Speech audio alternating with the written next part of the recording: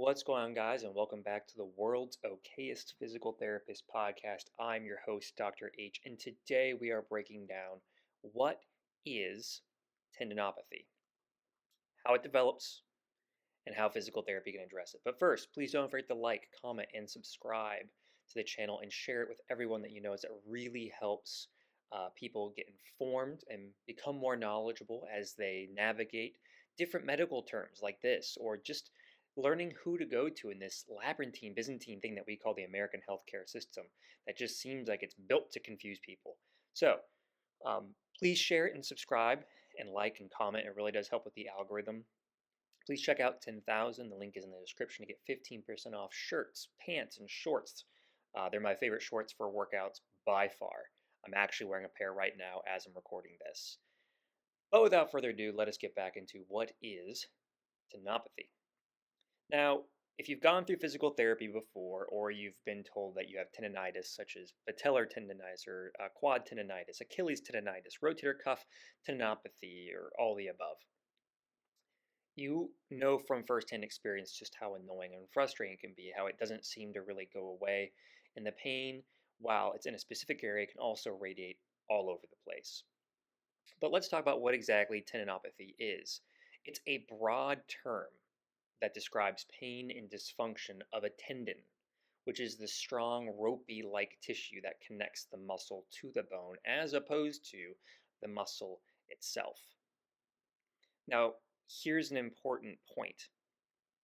Most tendon pain is not necessarily caused by inflammation, at least not in the traditional red, swollen, warm, and hot to the touch sense that we were talking about in the previous 7 episodes. Shout out to everybody who made it through there. Tendinopathy is primarily a degenerative and adaptive process that's usually driven by either too much loading or too little loading, which I know seems paradoxical. Too much load can be damaging to the tendon, especially when it's too much too fast, but also underloading the tendon can damage the tendon because it's not getting used to stress. I hope what you're getting away from this already is that there is a sweet spot, a Goldilocks zone of how much tension a tendon wants to be under and is ready to be under, and that it depends on how much tension is really what's going to drive the health of the tendon. Now, when the tendon is made up of collagen.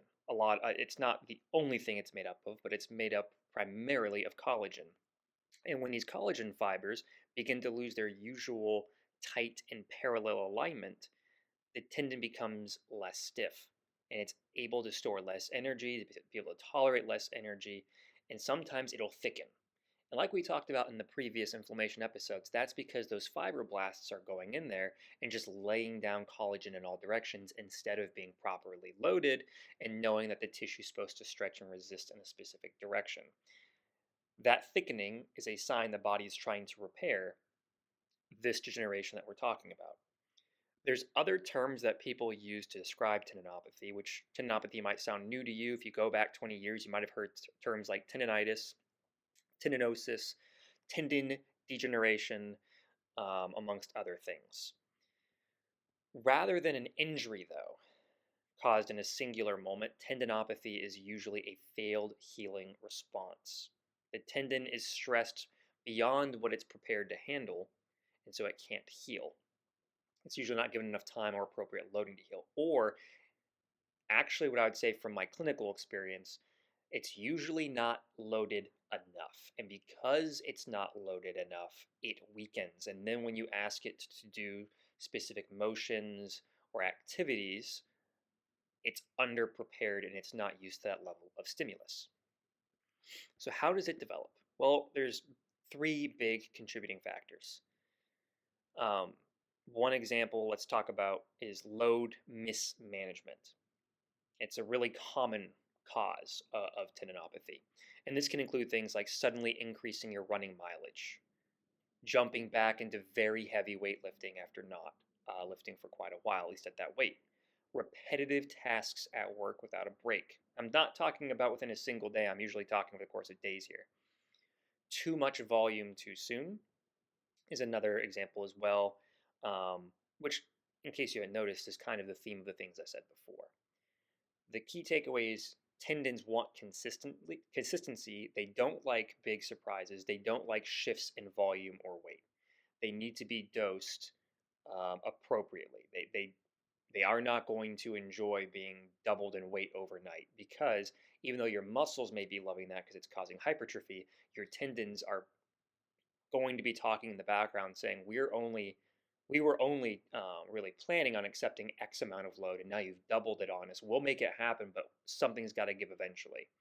And one thing I haven't said yet either is tendons are not as well vascularized as muscle, which means they don't heal as fast. Tendons take longer to heal, longer to recover than muscles do, generally speaking. The second contributing factor is underloading or sedentary behavior. Now, in the clinic, when you're dealing with people that are, let's just say, advanced in age, that way we don't offend anybody. If you don't consider yourself advanced in age, then you're probably not. But if you do consider yourself advanced in age, well, here we are. Tendons aren't challenged with regular, when tendons are not challenged with regular progressive stress, they lose their stiffness and they lose their tensile strength. And then when you suddenly ask them to do something that you could do before, let's say pickleball, for example, they're going to be upset. And they are going to let you know that they have not been conditioned, they have not been prepared for said activity. A lot of the time, this comes in, let's just say, patients that are advanced in age do cleaning.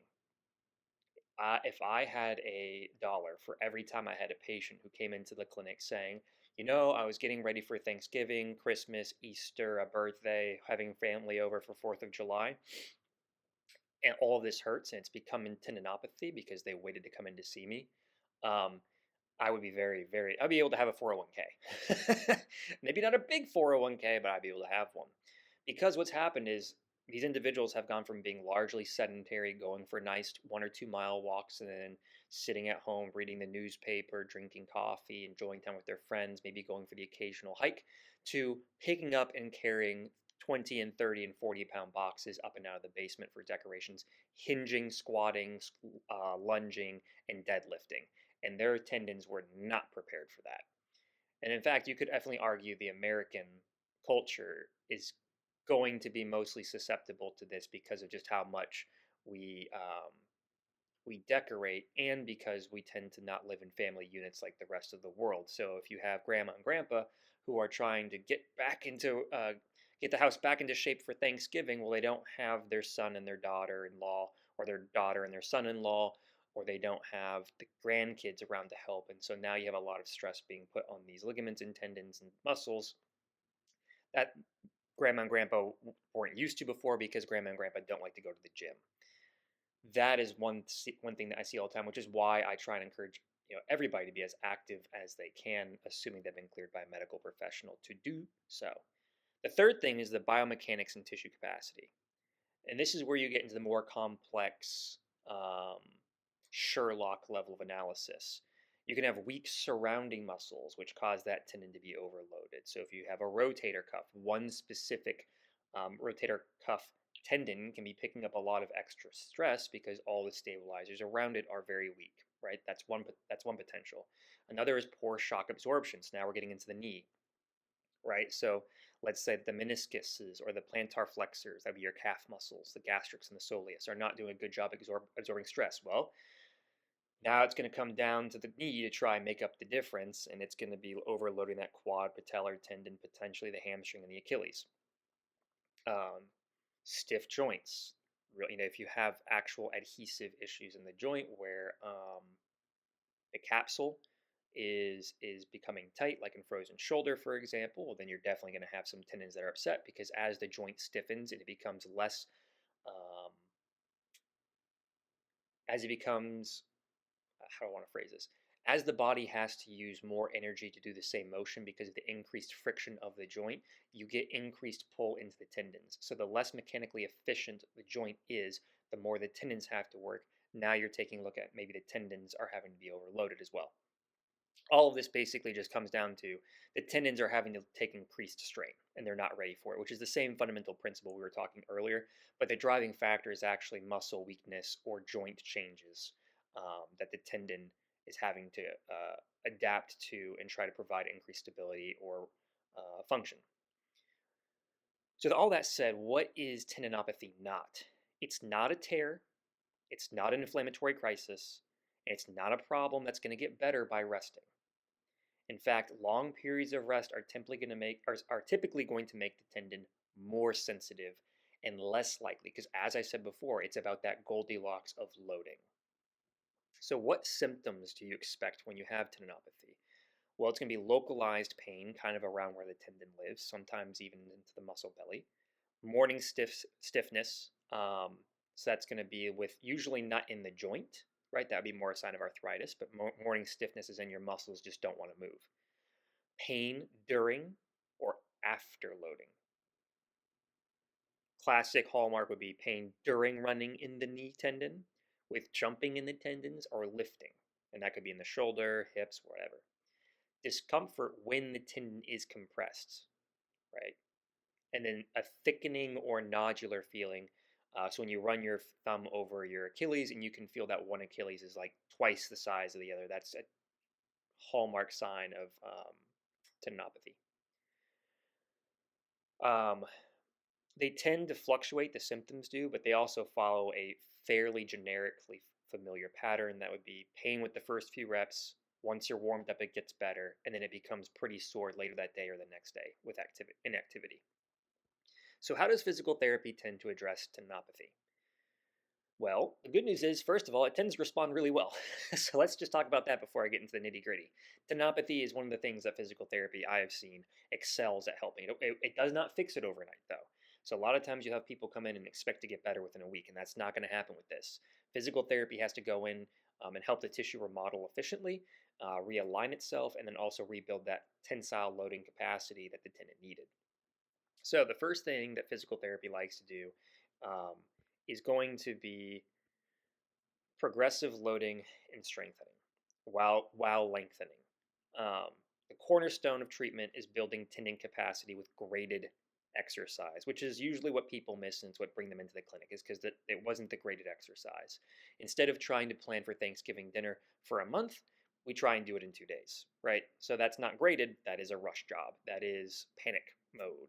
So usually loading looks like this. Isometrics.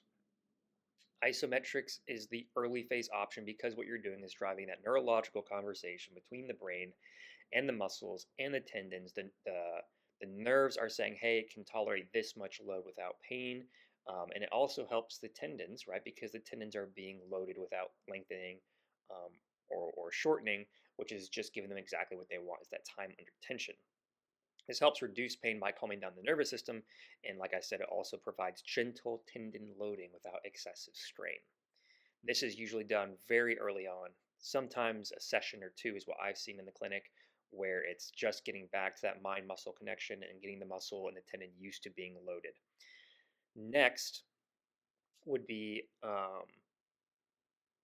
either concentric or eccentric loading, depending on what a person can tolerate. If it's me specifically, I know that concentric contraction is less demanding than eccentric, but eccentric loading is going to be the gold star for me. That is going to be my goal because eccentric loading at a sub-maximal weight is going to help the tendon respond better than concentric loading. So in this case, if I'm doing bicep curls because I'm having bicep tendinopathy, I could do bicep curls all day. But if I do an eccentric bicep curl where I curl up in 1 second and for 3 seconds let my arm fully extend, that's what the tendon's going to respond best to. And this is borne out by study after study. The slow, controlled loading to realign the collagen fibers with the submaximal load over time is what helps build that tendon capacity for load back. So typically, if I'm having Achilles pain myself and I know that it's probably drifting into Achilles tendinopathy sort of territory, I'm doing what I call eccentric heel raises. I'm coming up onto my toes in 1 second and then for 3 seconds letting my heels drop slowly back down to the ground. And that's how I dose is that eccentric loading. I use concentric loading as a bridge to get to that. So once my muscles can tolerate concentric loading with no pain, I try to go into eccentrics. That's a me personal thing. Again, all this is assumed that you've been cleared by a medical professional to do exercise. And then the last step, after I got used to eccentric load, I've gotten used to concentric load, I'm not using isometrics anymore, I've done my stretches, my muscle length is good, I know I'm strong in my whole range of motion.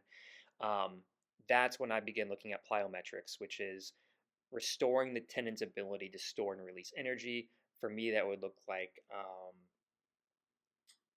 jump rope, um, clapping hand push-ups, things like that. But that progression is where physical therapy shines because there's no perfect plan. From my experience, people have to be in the clinic. The physical therapist has to be constantly monitoring the patient to see where they're appropriate for, and that can change from session to session. Sometimes a patient can come in and they're doing great with eccentrics, and they come in the next time and they were overloaded, so it's back to a little bit of isometrics, back to a little bit of concentrics, trying to build back into that eccentric. It can be a little bit of a battle back and forth sometimes. Now, the other way is by addressing the biomechanics and strength deficits, and this is a huge one. A lot of the times, runners have issues with their biomechanics that they don't realize. They're usually limited in hip internal or external rotation or calf strength, and they have really weak hip abductors.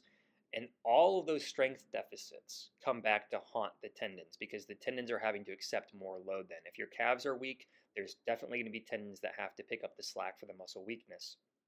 And if your biomechanics are messed up, same thing goes. The force is going to go somewhere, and it's going to be the tendons and the muscles of other muscles, um, the tendons and the muscles of other muscles, the tendons and the muscles of other groups of muscles that are going to be picking up the load. So, like for example, Achilles issues can stem from weak calves or limited ankle mobility. Patellar tendon issues are often tied to quad weakness and poor loading mechanics. And elbow tendinopathy is usually influenced by grip strength and shoulder stability and strength. So the tendons aren't failing in isolation; they're failing in the context of what you're asking them to do. They're not being supported by muscles around them that are strong enough to accept the load. So they're the ones that are calling attention to the dysfunction in the first place. The final way that PT really can help, at least in my experience, is manual therapy. Soft tissue mobilization, joint mobilization, and trigger point release are huge because if the tendon is being excessively loaded and you happen to have a muscle that is tight that's pulling on it, going in there and alleviating that extra tightness on the muscle, restoring the range of motion helps you to more effectively load that tendon. Um, it just kind of makes sense that if you're restricted in range of motion and you go and you restore the range of motion, well, now you can more effectively load that tendon throughout its entire range of motion. And manual therapy is a tool to get that to happen. The last piece is, the second to last piece is education and load management. Patients need to understand that tendon pain does not mean damage. When it's being loaded, it's going to complain, but that means that we're actually doing what the tendon was designed to do, loading it. And avoiding loading it can be one of the reasons why we got here in the first place. Small amounts of discomfort during physical therapy are almost always unavoidable when it comes to this condition. The goal is to build capacity, not to eliminate every twinge of pain immediately. That usually comes later. Rest alone, ice alone, pain relieving creams and medications are not going to solve this problem. Sustained submaximal loading to build capacity over time is. The last thing is return to activity planning, because if one of the individuals got to physical therapy because they went from running 10 miles a week to running 30 miles a week, they have to be taught that, hey, when you return, going from 10 miles to 30 miles in a week is how you got here. How are we going to grade? How are we going to slowly introduce this return to run so we don't end up back here with this crazy, insane loading jump that we made? And that includes a lot of education, and that also is part of physical therapy where it's individualized. If it's a jump roper that's coming in with Achilles pain, that's going to be different than a person who's coming in that's, say, a baseball pitcher um, or a tennis player, right? All of those things are going to look different, and that's where physical therapy really excels, is tailoring it down to the individual person. But the idea is educating the patient, the athlete, whoever, that, hey, we have to get graded at our approach to this. So, case in point, to grandma and grandpa who are just coming in, they're having that pain now at Thanksgiving, and you're starting to see some progress by the time it gets to Christmas. The idea is, hey, over a week, let us gradually expose our back, our hips, our legs, our shoulders to lifting boxes. Let's not try and rush it all in 2 days. Let's decrease the load to the capacity that we know that you can handle on a daily basis in order to make sure that we don't encourage this to come back, if we're going to go back to that analogy I was making earlier. So, how long does it take to heal? That's probably the question that you wanted answered from the beginning. The answer, it takes a while. You're usually looking at least 6 weeks. If that's at the very minimum before you start really seeing any progress, to 12 weeks. On average, ironically, I see it improve significantly from 9 weeks all the way up to 14 weeks, probably. I think it's about right. Yeah. Yeah. 12 weeks is a pretty safe bet, but remodeling can take longer depending on the severity of the tendinopathy and activity demands. One of the big things that takes place here too, and I hate to harp on this, but if people aren't doing their home exercises, they aren't going to get better. Coming into the clinic twice a week or once a week is not going to solve their loading issues. They have to make it habitual, and they have to be doing the work at home to help the body to effectively adapt. So that's one of the reasons why you can see such a big gap here of 6 to 12 weeks or 9 to 14 weeks or whatever. It depends. People that are more diligent with their home exercises tend to do better. People that are overzealous with their home exercises will set themselves back with this. People that are under zealous and don't do it don't get better either. You really got to trust the system. When your physical therapist is saying only do these 3 exercises 3 times a day, you have to trust them and not become zealous and go and do it 6 times a day because you think double the amount is better. It's one of the reasons why it can take longer. The key is consistency and then trusting the system. Small amounts of smart loading over time are what makes big changes instead of big loading over small time to get better changes. So, really got to learn to trust your physical therapist with that one.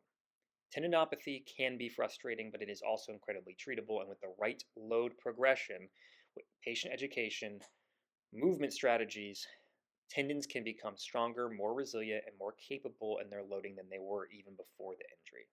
So if you're dealing with tendon pain, know that it's not the end. Tendons can heal beautifully when given the right stimulus. Thank you so much for joining me today on the podcast. Again, please don't forget to like, comment, share, and subscribe if you haven't already. And share this with somebody that you know that might be having tendinopathy. And as always, everybody stay healthy, stay fit, and stay awesome. And I will catch you all in the next episode.